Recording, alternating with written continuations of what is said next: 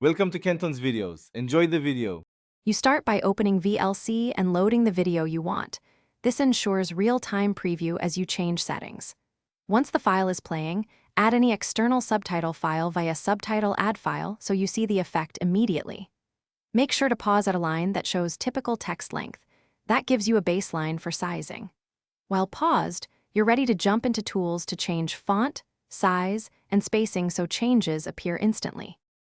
Now open Tools, Preferences, and switch to All Settings so you access Subtitles/OSD controls. This lets you change font family and explicit size in PX for predictable scaling. Increase the font size and outline thickness to improve readability. Thicker outlines keep text legible over bright backgrounds. Use vertical margin or force subtitle position to lift text off crowded lower bars.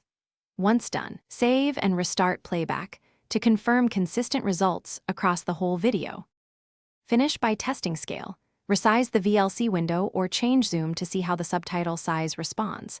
This reveals whether size is relative or absolute. If your changes don't take effect, make sure to save preferences and restart VLC, and if needed, reset preferences to clear conflicts. If subtitles are burned into the video, you'll need to re-encode with larger embedded subtitles or rely on a new external.